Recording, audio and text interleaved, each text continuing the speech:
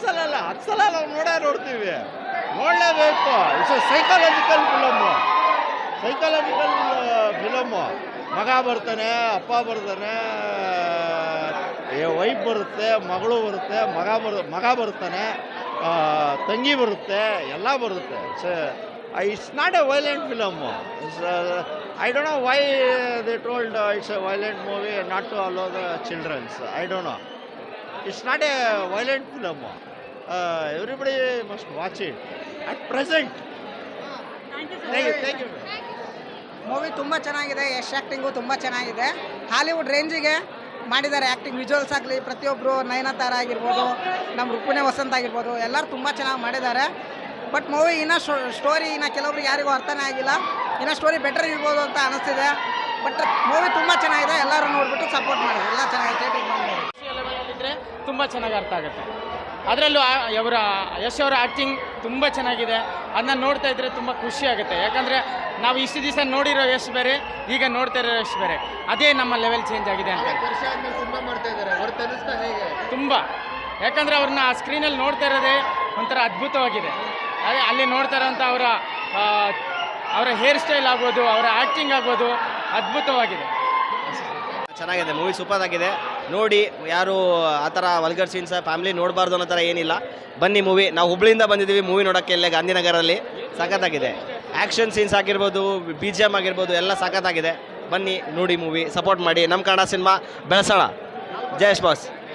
Expect 4 ವರ್ಷ hard work efforts ಕಾಣಿಸ್ತಿದೆ ಮೂವಿಲಿ. ಬಂದು ನೋಡಿ. BGM ಎಲ್ಲ ಸಖತ್ತಾಗಿದೆ. ಬನ್ನಿ. First daddy, of course daddy is daddy.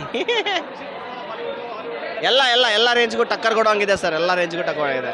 Action ಸೀನ್ಸ್ಗೂ, cinematography ಕಾಣಿಸ್ತಿದೆ, ಹಾರ್ಡ್ ವರ್ಕು ಎಫರ್ಟ್ಸ್ ಕಾಣಿಸ್ತಿದೆ. ಇಲ್ಲ ಆ ಥರ ಇಲ್ಲ. ಸ್ವಲ್ಪ ಸ್ಟೋರಿ ಸ್ವಲ್ಪ ಲ್ಯಾಗ್ ಮಾಡಿದ್ದಾರೆ ಅನಿಸುತ್ತೆ. ಬಟ್ ಸ್ಟಿಲ್ ಪರವಾಗಿಲ್ಲ. ತೊಗೊಂಡಿರೋ ಎಫರ್ಟ್ಸ್ಗೆ this is worth it. Ayyappa, ಆ ಥರ ಇರುತ್ತೆ ನಾನು ಎಕ್ಸ್ಪೆಕ್ಟೇ ಮಾಡಿರಲಿಲ್ಲ. ಅದರಲ್ಲೂ ಸೆಂಟಿಮೆಂಟ್ ಅಂತೂ ಏನು ಮೇಡಮ್, ಸೆಂಟಿಮೆಂಟು ಒಂದು ಸಿಸ್ಟರ್ ಸೆಂಟಿಮೆಂಟ್ ತುಂಬ ಇಷ್ಟ ಆಯಿತು. ಅವನು ಸಿಸ್ಟರ್ಗಾಗಿ ಸ್ವಂತ ಮಗ ಅವನು ಲವ್ ಮಾಡಿ ಹೆಂಡ್ತಿನ ಮದುವೆ ಆಗಿರ್ತಾನೆ. ಆ ಹುಡುಗಿನೂ ಮಗನ್ನೇ ಬಿಟ್ಬಿಡ್ತಾನೆ ಅವನು. ಯಾಕಂದರೆ ಅದ್ರಲ್ಲಿ ಬಂದು ಒಂದು ಟ್ವಿಸ್ಟ್ ಇಟ್ಟಿದ್ದಾರೆ. ಸೊ ಲಾಸ್ಟಲ್ಲಿ ಗೊತ್ತಾಗುತ್ತೆ ಯಾಕೆ ಯಶ್ ಅವ್ರು ಈ ಥರ ಮಾಡ್ತಾರೆ. ಅವ್ರು ಡಿಪ್ರೆಷನ್ಗೆ ಹೋಗೋದಂತೆ. ಆ ಫೈಟ್ಸ್ ಅಂತೂ ಏನು ಚಿಂದಿ ಅಲ್ಟಿಮೇಟ್ ಮೇಡಮ್.